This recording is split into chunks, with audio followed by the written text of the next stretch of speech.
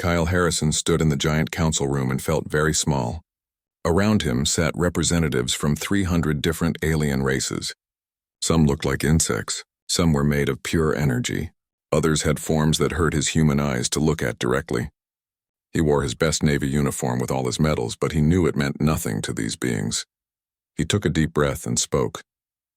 The human delegation asks to join the Galactic Defense Initiative. Laughter filled the room. Not human laughter, but strange sounds. Clicks and whistles and buzzes that his translation device told him meant the same thing. They were making fun of him. A tall insect creature named Zixthar stood up. He was from a race called the Velcari. His voice came out harsh through the translator. Your species travels in ships that use old fusion power. You still burn chemicals to move through space. We stopped using that technology 12,000 years ago. What could you possibly offer us? Kyle felt his face grow hot with anger, but he kept his voice calm. We may not have your technology, but humans know how to fight. We know how to survive.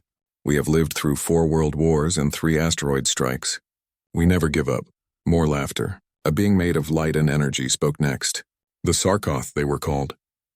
You fight each other with bullets and bombs. How cute. The galaxy faces real threats. The Devourers eat entire star systems. The Void Collective erases whole civilizations from existence. And you think your little guns can help us? Kyle tried again. We offer determination. We offer new ideas. We offer the will to fight even when winning seems impossible. Zixthar made a sound like grinding metal. Rejected. Humanity can ask to join the Trade Federation if you want, but we will not give you access to military technology. Your ships would only get in our way during a real fight. This council does not waste time on pets. The word hit Kyle like a punch. Pets. They called humans pets. He stood there for a moment, his hands in tight fists at his sides. Then he nodded stiffly, turned around, and walked out of the room. His assistant, Lieutenant Danny Cooper, followed him. The young officer looked ready to explode with anger. Once they were in the hallway, Danny spoke. Pets, they called us pets, sir. Kyle nodded. His jaw was tight with anger. Send a message back to Earth. Priority Alpha. Tell them the Galactic Council said no to our military partnership request. Sir, should I include what they said about us? Every word, Lieutenant. Every single word. Kyle's eyes went cold. Admiral Bennett needs to know exactly how these aliens see us. Let's see how much they laugh when they learn what happens when someone tells humanity we're not good enough. Back on Earth, deep under the mountains of Colorado, Fleet Admiral Patricia Bennett read the message. Her face showed an expression that her staff had learned to fear. It was the look she got right before she approved something that would change everything. Captain Grant, she called to her assistant. How long until the Titan program is ready? Captain Lisa Grant looked at her electronic tablet. Her fingers moved quickly. The Titan 01 finished its final test yesterday, ma'am. Titan 02 and Titan 03 are getting their crews ready. We could have all 3 ships ready to launch in 72 hours. And our other projects? The Phantom Network is working perfectly. The Spear satellites are in position throughout the outer solar system. The Cascade protocol is ready whenever you give the order. Admiral Bennett leaned back in her chair. A cold smile crossed her face. She had spent 30 years in Earth's Navy. She had started as a fighter pilot and worked her way up to Supreme Commander of all human military forces. She had watched over the secret development of technologies that would seem like magic to most people, and she had done it all while the galaxy looked down on humanity with contempt. Activate Operation Prometheus, she said quietly. It's time to show the galaxy what humanity has been building while they were laughing at us. Captain Grant paused. Ma'am, the political problems this might cause don't matter. The Council rejected us. They called us pets. They have no idea what we can do, and that gives us an advantage. Bennett's eyes gleamed. We're going to show Earth's Navy capabilities in a way that the entire galaxy cannot ignore. We're going to do what we do best, Captain. We're going to prove everyone wrong.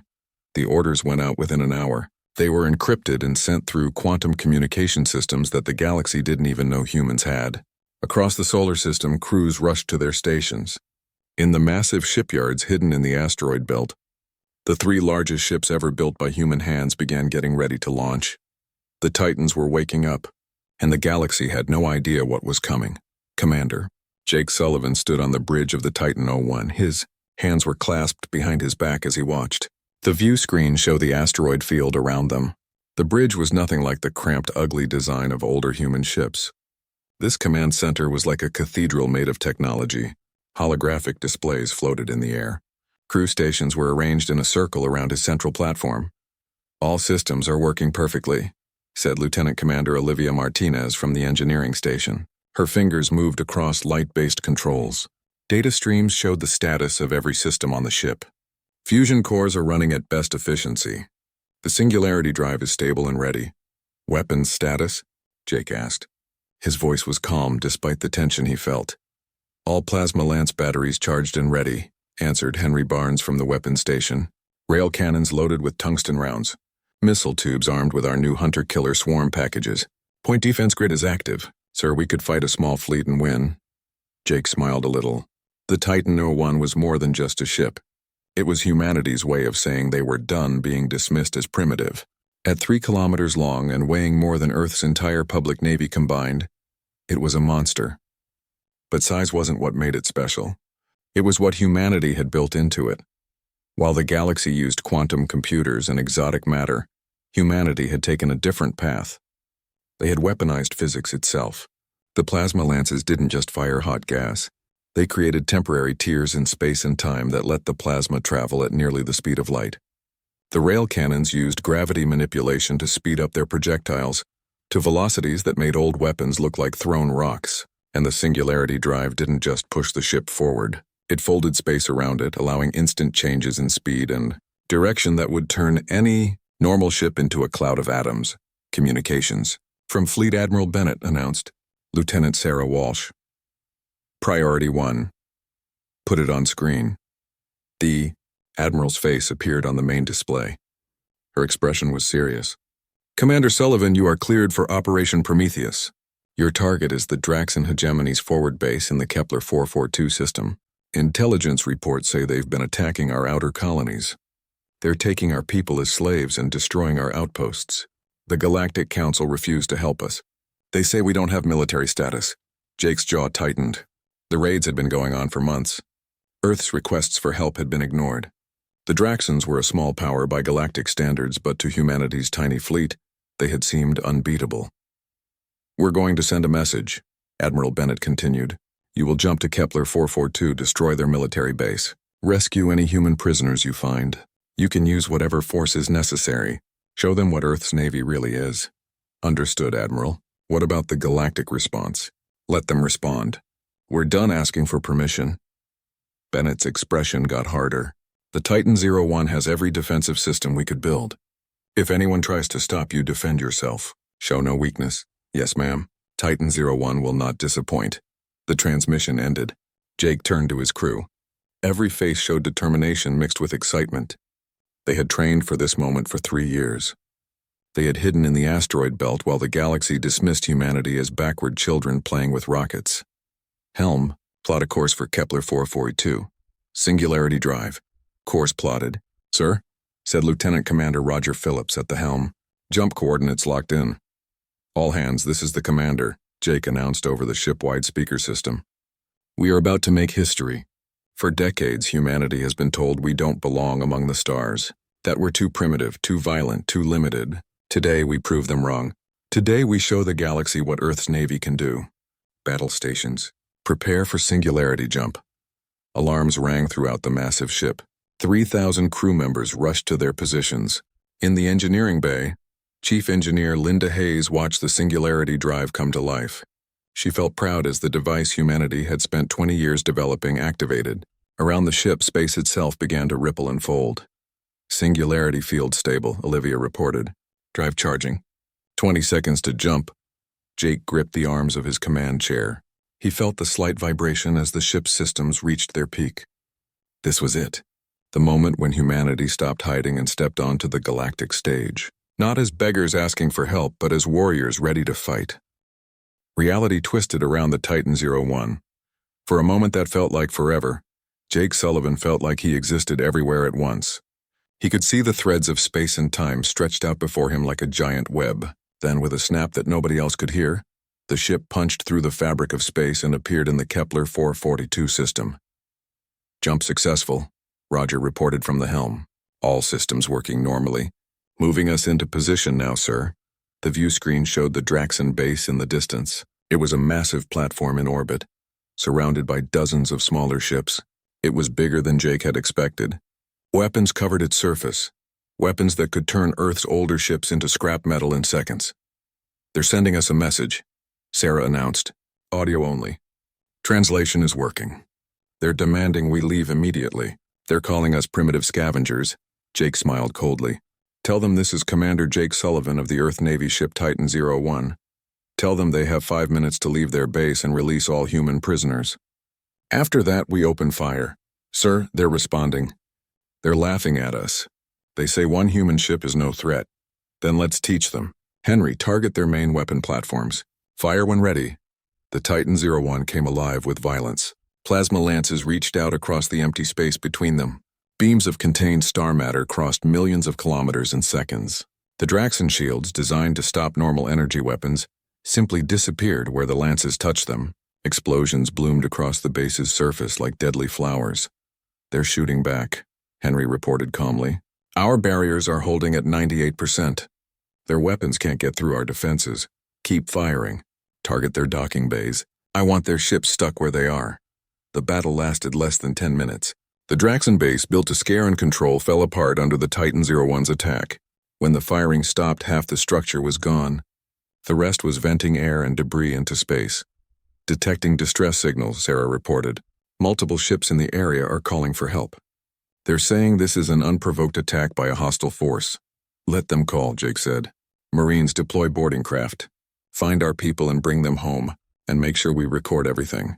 The galaxy needs to see exactly what the Draxons were doing out here." As the rescue operation began, Jake stood on his bridge and looked at the broken base. Somewhere out there, the galaxy was about to get a wake-up call. Earth's Navy had arrived, and they were done being laughed at. The video hit the galaxy's communication networks like a tidal wave. Within hours, every civilization in known space had seen it. A human ship, bigger and more powerful than anything Earth had ever shown before, taking apart a Draxon military base. The video showed rescue teams pulling hundreds of human prisoners from slave pens. It showed clear evidence of war crimes, and most shocking of all, it showed the Draxon fleet completely unable to damage the attacking ship. Ambassador Kyle Harrison watched the emergency council meeting from his office. He hadn't been invited, but he could watch through the public feed. The chamber was in chaos. Jixthar, the Velcari who had called humanity pets, was on his feet. His voice came out angry and afraid.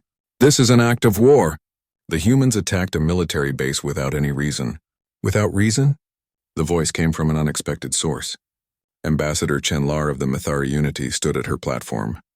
Her crystal body reflected light in angry patterns. The video shows clear proof that the Draxons were running slave camps. They were raiding human colonies and taking civilians. Where was the Council's concern then? "That is an internal matter," the Sarkoth being pulsed with light. "The Draxons have the right to defend their territory from other species moving in."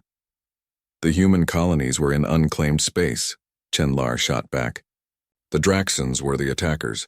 Earth simply fought back, with a weapon that breaks every known rule." Jixthar's voice rose higher. "That ship uses technology that shouldn't be possible for a species at their development level. They must have stolen it." Kyle's communicator buzzed. It was Admiral Bennett. Her face appeared on the small screen. "Ambassador, I think it's time we made an official statement. Are you ready?" "Yes, ma'am." "Let's give them something to really panic about." Minutes later, Kyle walked into the council chamber without being announced. Security forces moved to stop him, but Admiral Bennett had planned for that. A holographic projection appeared above the council floor. It showed the Admiral herself. "Members of the Galactic Council," Bennett's voice rang out with power. "I am Fleet Admiral Patricia Bennett, Supreme Commander of Earth's Navy. I'm here to address several wrong ideas about humanity's abilities." "This is against the rules," Jixthar protested. "The humans have no military standing in this council." "Then consider this an informal talk," Bennett replied coolly. 6 months ago, Ambassador Harrison asked for humanity to join the Galactic Defense Initiative. You rejected us.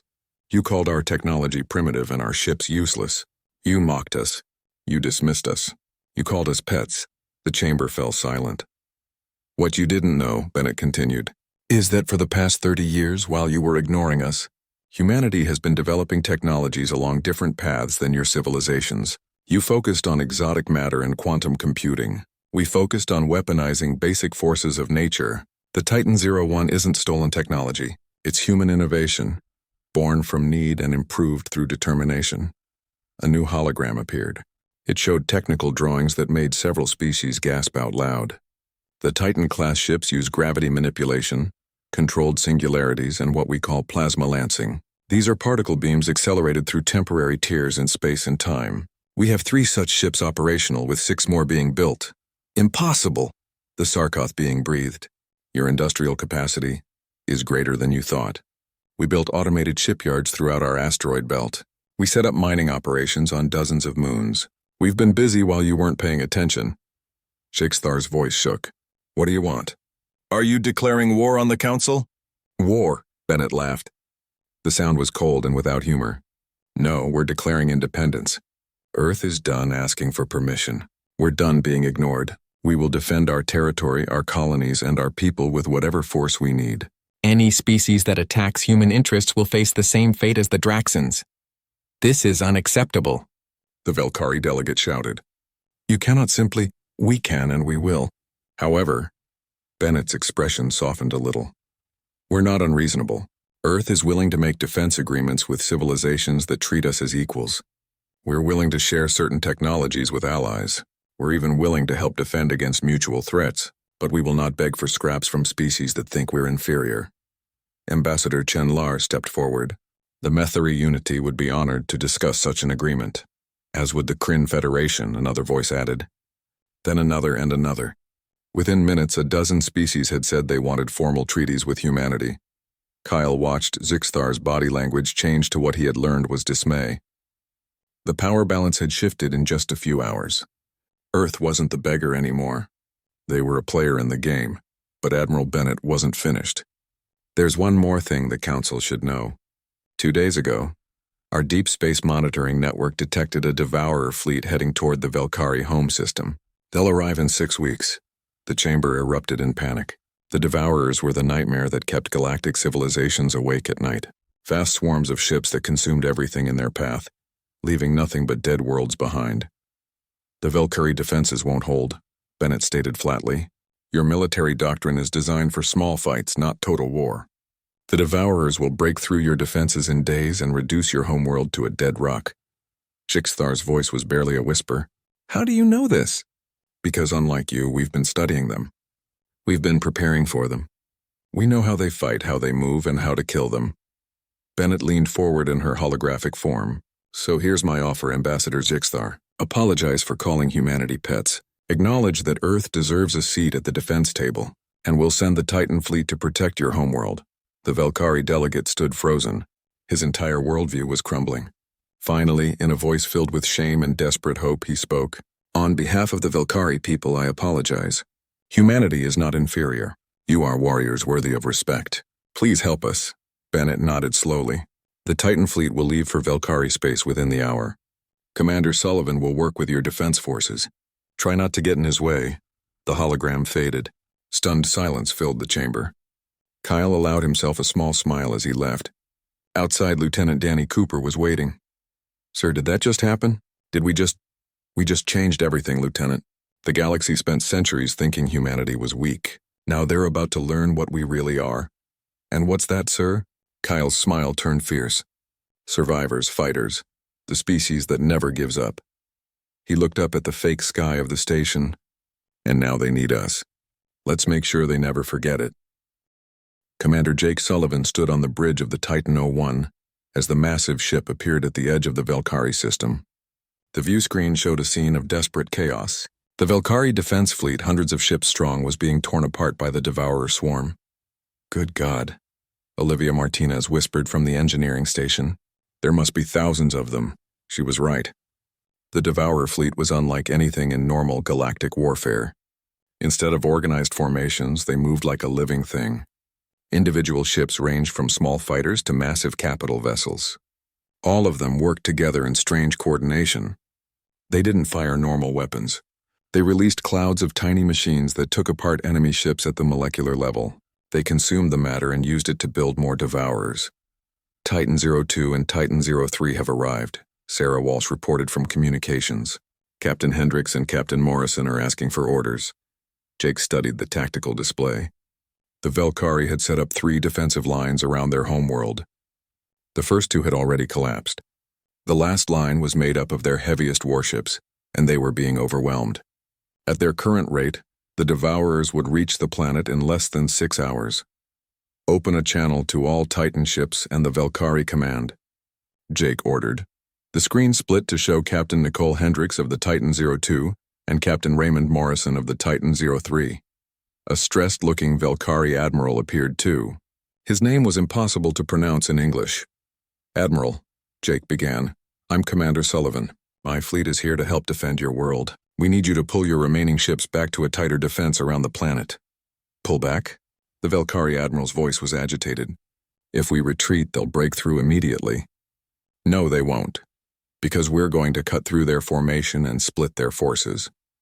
Jake pointed to the tactical display. "The Devourers fight like a swarm intelligence.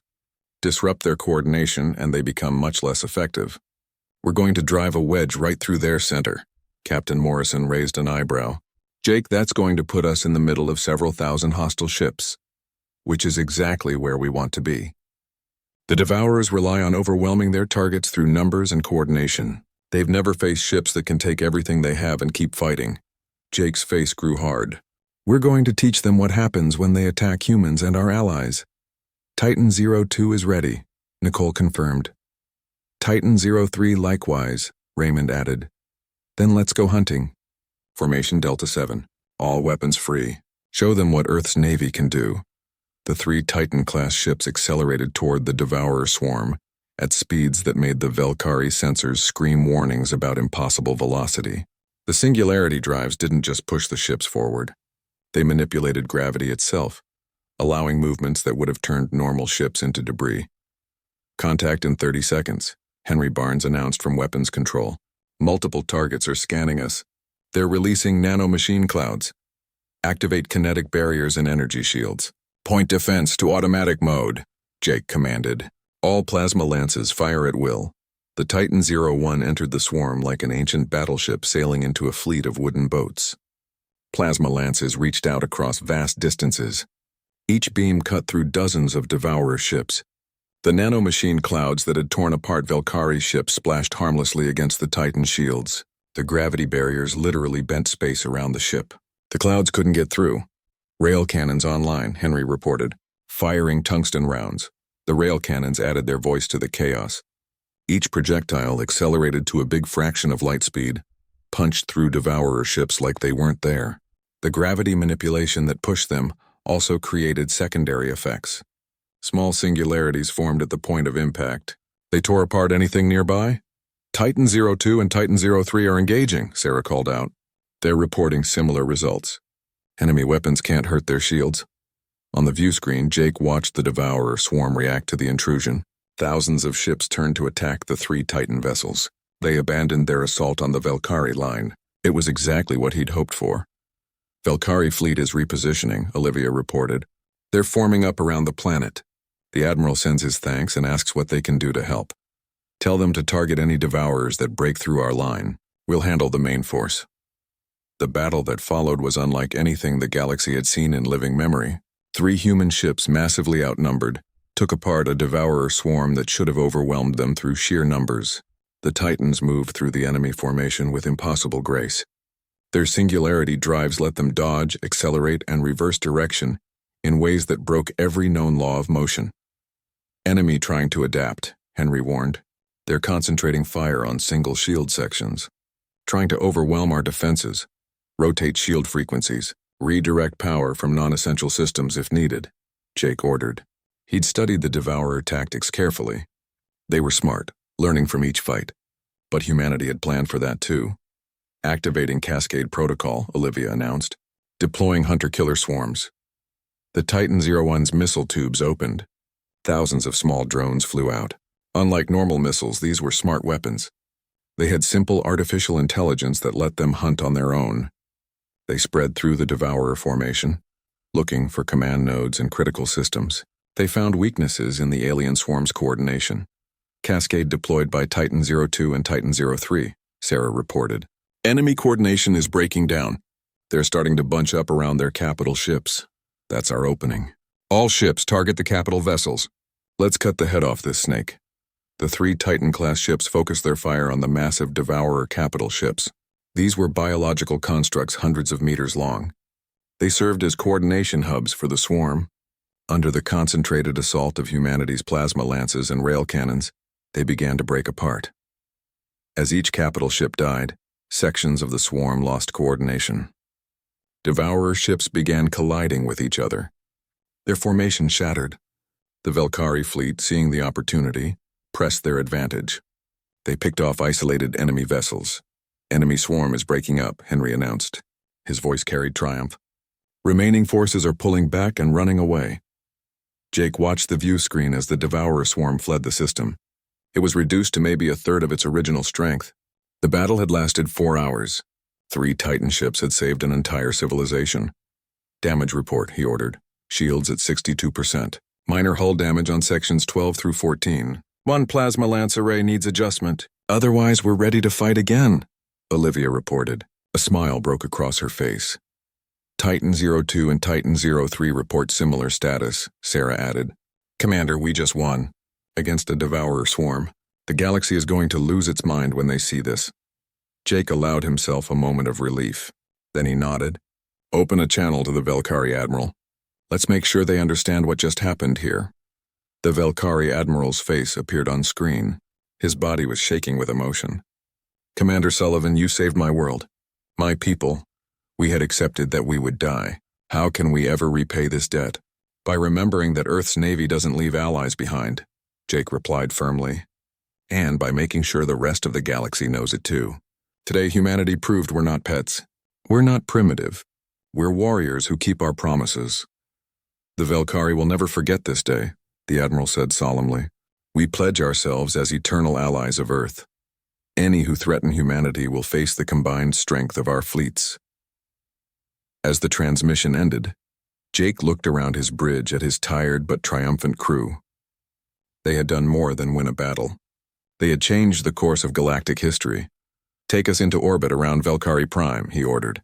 I think we've earned a moment to appreciate what we've accomplished. The Titans 01 moved into a high orbit above the green and blue world below.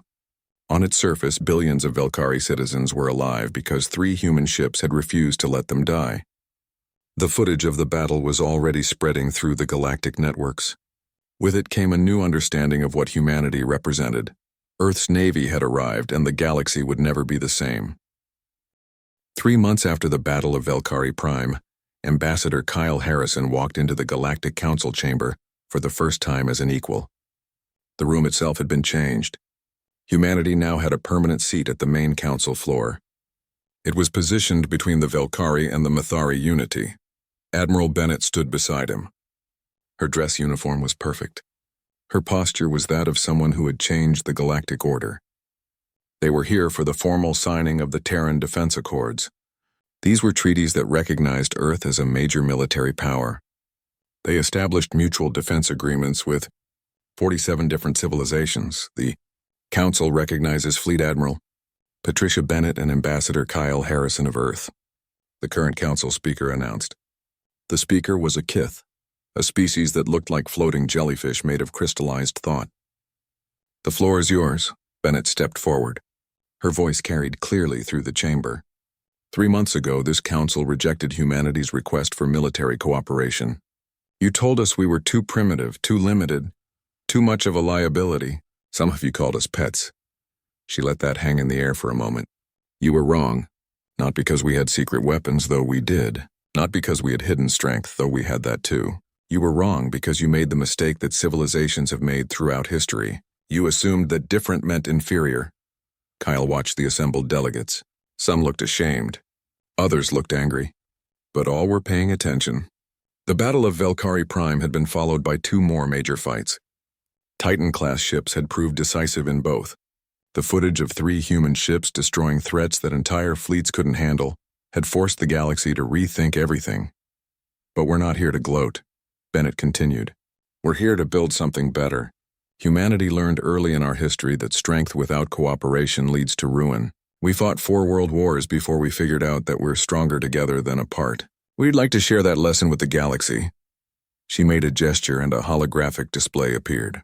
It showed the new defense network humanity was proposing. The Terran Defense Initiative will coordinate the efforts of all member species to respond to threats like the Devourers, the Void Collective, and other dangers. Each member keeps control over their own forces, but we agree to mutual defense rules and technology sharing agreements. "And what does Earth gain from this?" asked the Sarkoth delegate. Its energy field pulsed with curiosity rather than mockery this time. "Security," Kyle answered, stepping forward to join Bennett. "Humanity has proved we can build devastating weapons. But weapons alone don't create peace. We want to be part of a galactic community where our children can explore the stars without fear, where trade and culture can grow, where cooperation beats destruction." Ambassador Chenelar of the Mathari Unity rose from her seat. "The Mathari were one of the first to believe in humanity's potential. We have seen your determination, your innovation, and your honor. We formally support the Terran Defense Initiative. We call on all species to join us." One by one, other delegates stood. The Velcari, of course, but also the Kryn, the Thalaxians, the Korvathi, and dozens more. Even Zixthar, the Velcari who had called humanity pets, rose slowly. "The Velcari owe Earth a debt that can never be fully repaid," the ambassador said. His voice carried real humility. "You saved our homeworld when we had given up hope. You fought for us when you had no obligation to do so. I formally apologize for my previous words. I pledge the Velcari hegemony's full support for the Terran Defense Initiative." Kyle nodded respectfully. The apology meant something, but more importantly, it showed a shift in how the galaxy viewed humanity. They weren't outsiders anymore. They weren't inferior. They were equals. In some ways, they were leaders. The vote passed with overwhelming support. 47 civilizations formally joined the Terran Defense Initiative that day. 20 more asked for membership. The galaxy had a new power structure. At its center was Earth. Later that evening, Kyle and Admiral Bennett stood in the observation deck of the diplomatic station. They looked out at the stars. Below them, dozens of ships from various species moved in coordinated patterns. These were the first joint exercises of the new defense network. "Do you think they really understand?" Kyle asked quietly. "What we had to do to get here?" Bennett was silent for a long moment. "Some do. Chenelar understands. Her people have been through their own struggles. The Velcari certainly understand now. As for the others," she shrugged, "they understand that we're strong. That's enough for now. Understanding why we're strong. What it cost us to develop this technology while being dismissed and mocked. That'll come with time. And the Titans?" When are you going to tell the Council about Titan 04 through Titan 09? "When they need to know. Right now, having 3 Titan-class ships is enough to establish credibility. If we show them the full fleet, some will panic.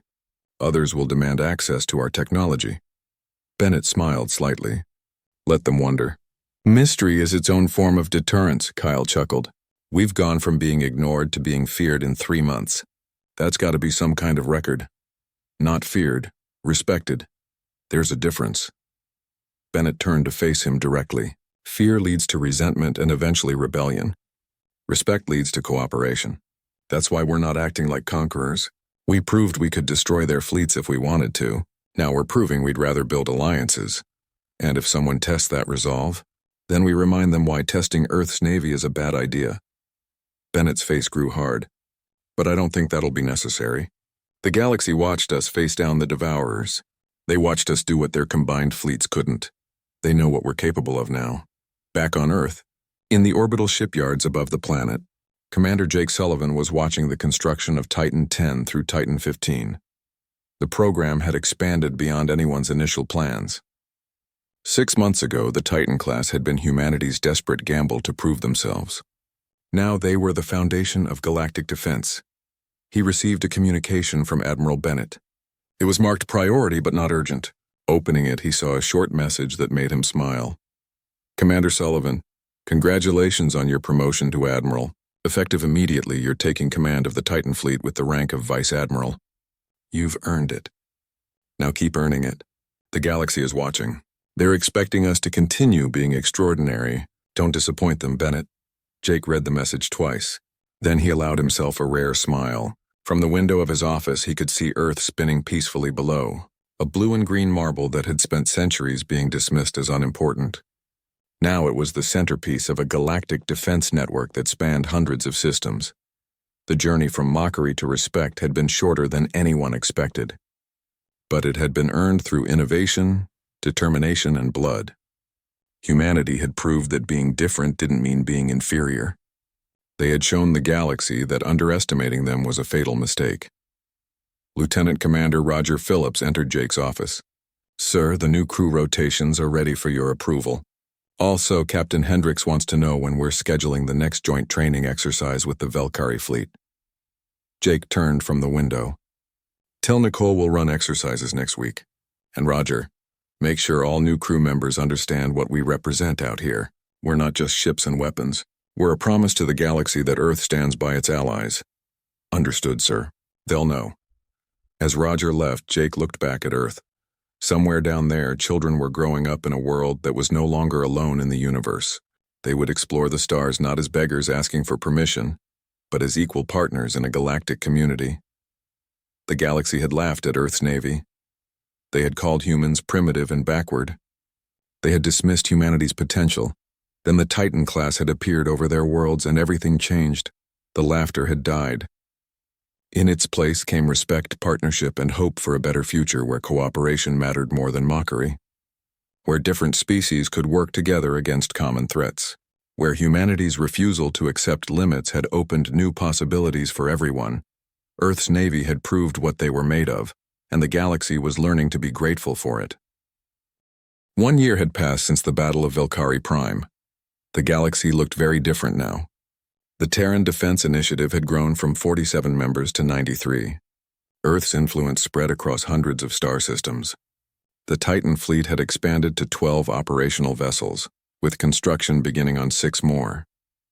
Vice Admiral Jake Sullivan stood in the command center on Earth's primary orbital station. Around him, holographic displays showed the positions of human and allied ships throughout known space.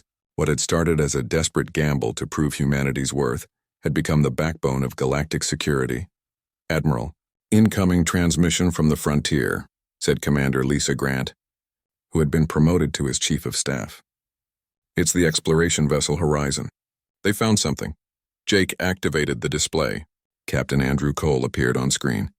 He looked excited and nervous at the same time. "Admiral Sullivan, we've discovered an ancient installation in the Omega sector. The technology is beyond anything we've seen. Even beyond what the oldest galactic civilizations have. Sir, I think we found something left by the precursors. The precursors were a legend in galactic history, a civilization so advanced they had disappeared millions of years ago, leaving behind only rumors and mysteries. If the Horizon had really found precursor technology, it would change everything. Secure the site, Captain. Don't let anyone else near it until we can send a proper research team. I'm dispatching the Titan 07 to your location for protection." "Understood, sir. Horizon out." Jake turned to Lisa. "Get me Admiral Bennett. She needs to know about this immediately." While waiting for the connection, Jake thought about how much had changed. A year ago, the galaxy had laughed at humanity. Now they came to Earth for help. The Terran Defense Initiative had stopped 3 major Devourer incursions. They had negotiated peace between warring species. They had established trade routes that brought prosperity to dozens of worlds. Admiral Bennett's face appeared on the screen. "Jake, I heard. A precursor site?" Captain Cole seemed certain. "If he's right, this could give us insights into technology even more advanced than what we've developed." Bennett nodded slowly. "It could also make us an even bigger target. There are species out there who would kill to possess precursor secrets. We need to handle this carefully." "Agreed. I'm sending protection, but we should also inform the Council. If we try to keep this secret and it gets out, we'll lose the trust we've built." "Smart thinking. I'll arrange an emergency council session." Bennett paused. "Jake, be prepared for pushback. Some species will argue that humanity is too young to be trusted with precursor technology. Let them argue. We've earned our place at the table." 2 days later, Kyle Harrison stood before the Galactic Council once again. This time the mood was different. Humanity was presenting news, not asking for permission. "Members of the Council," Kyle began, "an Earth exploration vessel has discovered what appears to be a precursor installation in unclaimed space. We're sharing this information in the spirit of cooperation that the Terran Defense Initiative represents. The chamber erupted in excited chatter. Precursor sites were incredibly rare. The technology they contained could advance a civilization by thousands of years. What do the humans intend to do with this discovery? Asked a delegate from the Zephyrin Collective, a species that had joined the initiative 3 months ago. We propose a joint research mission, Kyle replied. Scientists from Earth and interested member species working together. Any discoveries will be shared equally among participants. This is too important to be controlled by any single civilization. Ambassador Chenlar stood. The Mathari applaud this gesture. It shows true leadership. We volunteer our best scientists for this mission. More species volunteered. Even some who had been skeptical of humanity's rapid rise showed interest. This was exactly what Kyle and Admiral Bennett had hoped for. By sharing rather than hoarding, humanity would strengthen its position as a unifying force. But not everyone was pleased. The delegate from the Kralin Empire, a militaristic species that had refused to join the initiative, spoke up. The humans claim they want cooperation, but they're the ones who found the site. They control access. This is just another way for Earth to increase its power. Kyle met the Kralin's gaze calmly. The site is in unclaimed space. Any species could have found it. Earth is choosing to share. If the Kralin Empire has concerns about fairness, perhaps they should consider joining the initiative and participating in decisions like this. The Kralin delegate's face darkened with anger, but he sat down without responding. The message was clear. Those who cooperated benefited. Those who stood apart had no voice. The vote to approve the joint research mission passed easily. As the council session ended, Kyle felt satisfied. Humanity had come so far in just 1 year.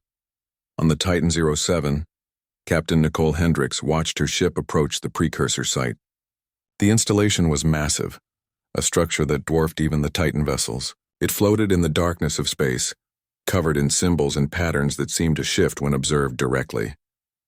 "Scan results are strange, Captain," said her science officer, Lieutenant Paul Stevens. "The structure is generating its own power field. After millions of years, it's still active. The technology involved is beyond our ability to measure. Any signs of danger? None detected. But with technology this advanced, we might not be able to detect threats until they're right on top of us."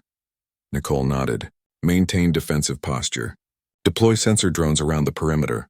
If anything approaches, I want to know immediately." The Horizon and several other research vessels were already on site. Scientists from 12 different species were preparing to begin the first exploration of the interior. This was unprecedented cooperation in galactic history. And it was happening because humanity had proved they could be trusted. Over the next 3 months, the research mission made discoveries that shocked the scientific community.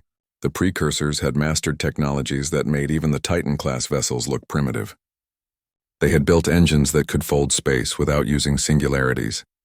They had created materials that were virtually indestructible. They had unlocked secrets of physics that the modern galaxy didn't even know existed. But the most important discovery wasn't technological. Deep in the installation's central chamber, the team found a message. It was written in a language that took weeks to decode. But when they finally translated it, the words changed everything. The message said, "We were like you once, divided, competitive, each species believing itself superior. Then we faced a threat that would have destroyed us all. We learned to cooperate, to share, to build together. Only then did we truly advance.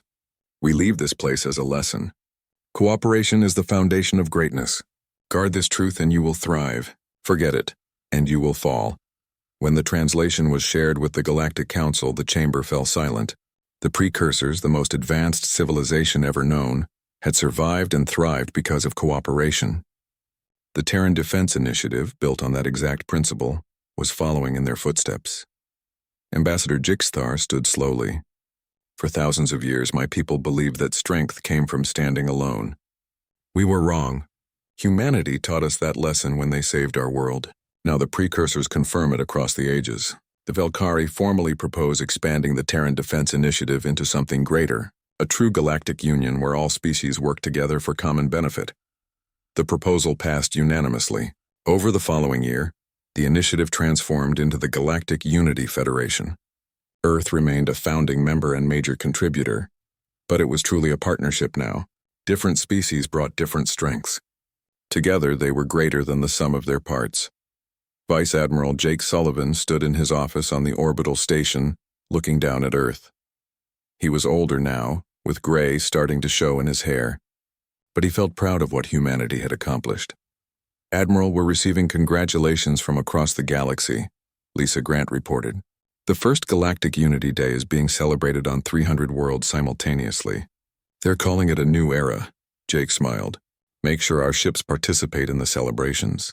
And Lisa, send a message to all Titan commanders. Remind them that we didn't build these ships to conquer.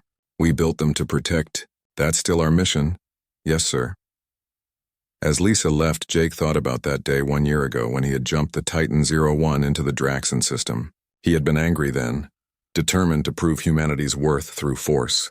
Now he understood that the real victory hadn't been won with weapons. It had been won by showing the galaxy that humanity valued cooperation over domination. The galaxy had laughed at Earth's navy. They had called humans primitive pets. They had dismissed humanity's potential and mocked their ambitions. Then the Titan class had appeared and everything changed. But the Titans weren't the real story. The real story was what humanity chose to do with their power. They could have become conquerors. They could have used their advanced technology to dominate. Instead, they chose to share, to cooperate, to build something better. The precursors had left their message across millions of years. Cooperation is the foundation of greatness. Humanity had proved they understood that lesson.